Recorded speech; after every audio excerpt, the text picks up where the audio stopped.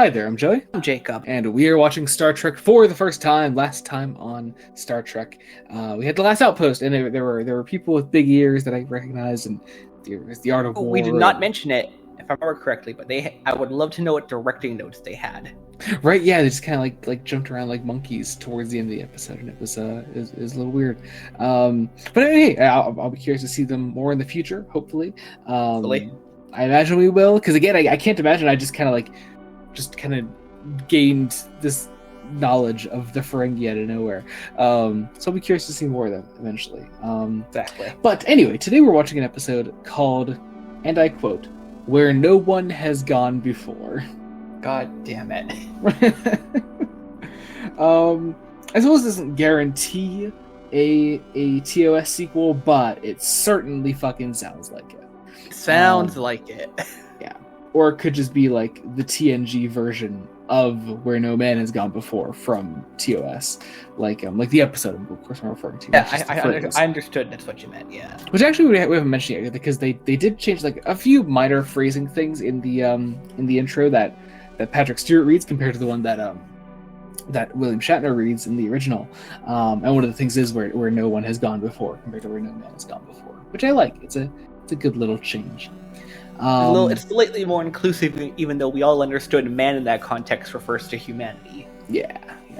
But anyway, I guess we'll see what it's all about. We're going to get into post-episode thoughts in a second. Be sure to join us then. We're about to watch Where No One Has Gone Before. Okay, so I didn't like it. No. I should say I didn't love it, because there were things I liked. However... Now go ahead. Like I say, it wasn't as bad as the other episode with the jungle gym fight scene. Yeah, I think this might be one of the most significant TNG episodes we've watched so far. That is definitely true. Because first off, I'm gonna right away talk about the ending, because the ending's super important. It's the first time I think in any Star Trek show that the crew has actively changed in the middle of the season, early on in the season, no less. So Wesley Crusher becomes an acting ensign at the end of this, and I imagine that's going to stick. Come on, I don't know why they would say that if it wasn't going to happen, but I'm fascinated by that because I don't know, I feel like that's just. It's one of the first times that I've really felt, and we've commented a lot on this, on some of the similarities between TNG and TOS up to this point, but TNG in particular hasn't done anything particularly, I guess, different, other than some there are aesthetic changes and certain changes in the style of stories they tell, but overall, I think this is the first major structural thing in TNG that I felt could never be done in TOS ever. TOS was, as TNG has appeared to be, strictly episodic. Mm-hmm. Very few things are carried over from episode to episode. That's a continuing story beat. Mm-hmm. This is very clearly not that. Yeah, it's an active change in the crew, and also just a fulfillment of the 5 episodes leading up to this, of Picard's relationship with Wesley, despite the fact that I think Wesley was missing from the entire last episode. But still, that relationship has actually been developing up to this point, and that's really cool to see. I really appreciate that. It helps that a man effectively from the future told him to put him on the right track. Yeah, but I think that wasn't just the Travelers doing. I think that was also Picard's growing relationship with Wesley. Sure. On that, a lot of the rest of the episode fucking bored me to tears. Oh my god. I compared it to the speeches, specifically from, what was his name? Kaczynski? Kaczynski. When Kaczynski first came into that show, I was like, oh my god, I feel like I'm listening to Morpheus from The Matrix give a speech. Yeah. It's a lot. It's a very front-loaded episode, I think, where it's just it is presenting just a ton of information directly in front of you, but also it's really, I think at least, it's really just a vessel to get to this big Wesley moment at the end. That's not to say I didn't like other things in it. I think I like the Traveler as a character, and again, specifically his relationship with Picard, which I thought was cool. I'll say also something that excites me about knowing that TNG is willing to make big changes to its characters and things like that.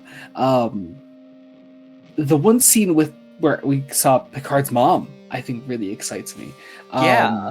It's this great bit. It's a great sequence in general where the whole crew is like hallucinating, specifically things that I guess they're thinking about.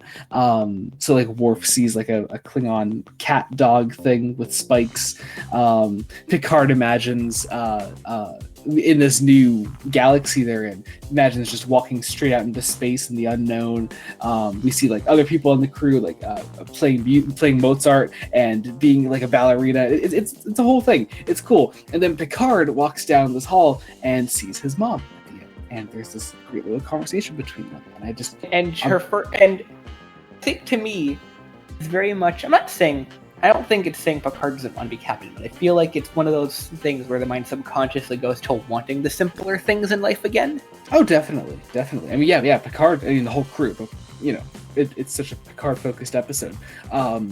He has specifically stepped into this completely uncharted territory, and having the sequences of him like walking directly out into space into the unknown, and then thinking of his mother.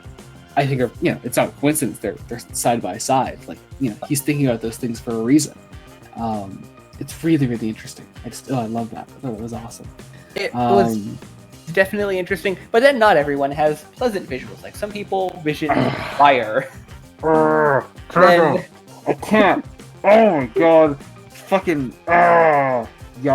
Yar is such a this poor woman. Oh my character. God. Fucking hell, this poor woman. Yeah, I'm not gonna go into it again, but basically they comment on her backstory that she's commented on before, and that's all you will say. They keep saying this thing.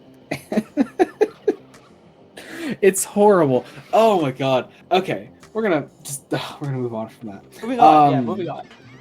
Yeah, we do get sort of this interesting talk of because we've crossed galaxies before in Star Trek, or gotten to the point of crossing galaxies with the barrier. But like this one, they literally like just zip right through the barrier, through multiple galaxies, and this is all, of course, the Travelers do, which I find interesting. But I don't know. I like the expansion on that. I found that interesting. I don't know if we've commented on it before. I don't even know how often they've done the visuals for the show, mind you. But like we specifically commented a lot on the visuals because like it's really pretty. It's just a really pretty episode. And then I was like going through the credits, and Light and Magic did the visuals. Go figure.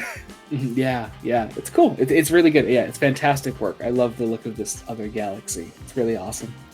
But yeah, I think that about does it. I think that's all I have here.